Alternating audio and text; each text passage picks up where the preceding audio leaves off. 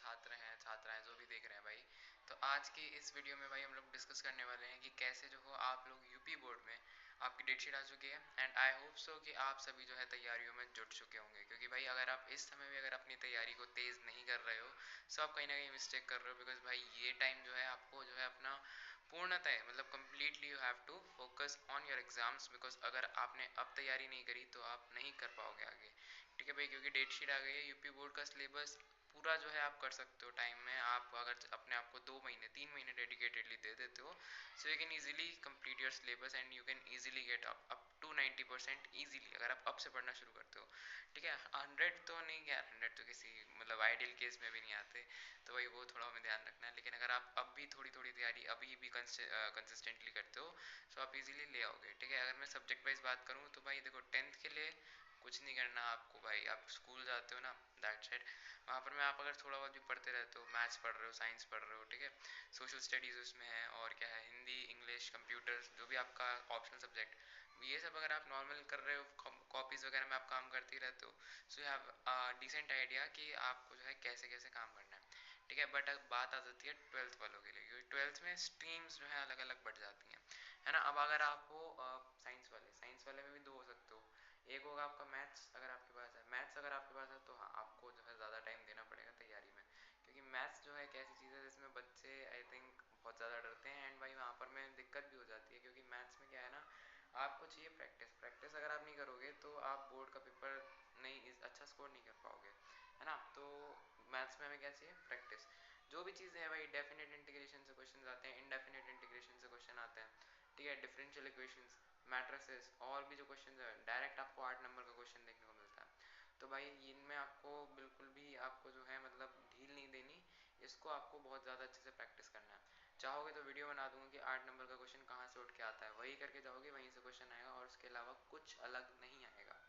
दो चार चीज़ें उनको कर लो, दैट सेट, खत्म मामला। ठीक है, मैथ्स में बात क्या, फिजिक्स केमिस्ट्री, ये कॉमन, ये सेक्शन कॉमन है, बायो वाला अगर कोई हो तो फिजिक्स केमिस्ट्री उसके में भी कॉमन रहेगा। तो फिजिक्स में क्या है भाई, फिजिक्स जो है वैसे भी आप लोग सभी लोग जानते हो बोर्ड के लेवल में अब टफ हो रही है। सीबीएसई के में जो पिछले पीवाईक्यू है, पिछले साल का जो क्वेश्चन पेपर है वो जेई एडवांस के लेवल का क्वेश्चन पेपर था, किसका, फिजिक्स का। तो भाई उसको हम बिल्कुल भी नेग्लेक्ट नहीं कर सकते, उसके ऊपर हमें एक्स्ट्रा एफर्ट्स देने पड़ेंगे। अगर हमें पता है कि कोई चीज़ टफ आ रही है तब भी हमने उसको नज़रअंदाज कर दिया तो भाई गलती हमारी है, ठीक है, और किसी की नहीं है। तो ये चीज़ हमें ध्यान रखनी है, क्यों, क्योंकि भाई हमें अपने नंबर ही बढ़ाने हैं, हम किसी और के नंबर नहीं बढ़ाएंगे, है ना।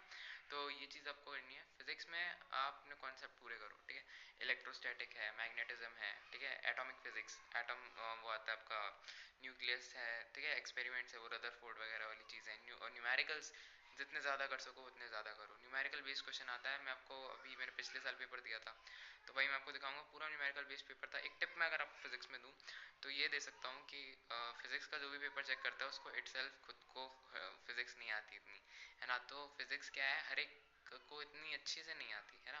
तो फिजिक्स में आप क्या कर सकते हो, मान लो कि न्यूमेरिकल आया, है ना, न्यूमेरिकल कभी अकेले नहीं आता, उसमें थ्योरेटिकल पार्ट के साथ न्यूमेरिकल आता है। पहले आप क्या करो, थ्योरेटिकल पार्ट को इतना अच्छे से अटेम्प्ट कर दो कि जब आप न्यूमेरिकल करो तो न्यूमेरिकल को टीचर बस देखे एंड ये देखे कि हाँ इसने थ्योरी इतना अच्छा लिखा है, इसको कॉन्सेप्ट पता है, वो न्यूमेरिकल को ऑटोमेटिकली चेक करके आगे बढ़ जाता है।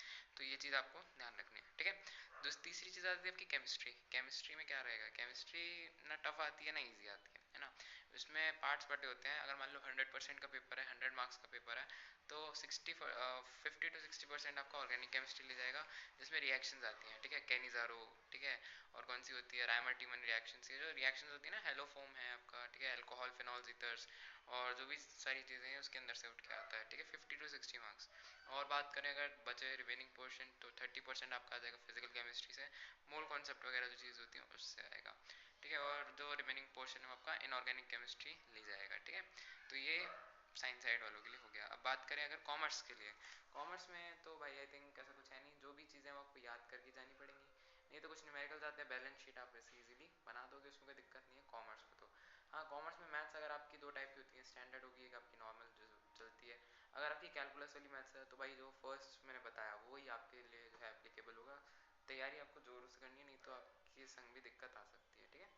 आर्ट्स में जितना ज़्यादा आप क्रिएटिव होगे उतना आपके लिए फ़ायदा है, ठीक है, तो यही जो है स्टेप्स आप फॉलो कर लो। तो अभी तो मैंने सब्जेक्ट वाइज ओवरव्यू दिया है, अगर आप चाहते हो कि पेपर को कैसे अटेम्प्ट करना है वो भी बताया जाए तो भाई आप जो है चैनल को फॉलो कर लो, ठीक है। तो सब आपको बता देंगे, क्योंकि अब मैं स्टार्ट करूँगा वीडियोज़ डालना, because board examination is now आ रहा है भाई, पास में आ रहा है। तो उसके लिए आप सभी को तैयारी करने के लिए बहुत ज़्यादा ज़रूरत है, और मैं तो चाहता हूँ भाई सभी के अच्छे परसेंटेजेस आएँ एंड सभी जो है इजीली अपना जो है अच्छा परसेंटेज लाके अच्छे कॉलेज में चले जाएँ। 10th वाले को कोई दिक्कत नहीं है भाई, अपना आराम से पढ़ो,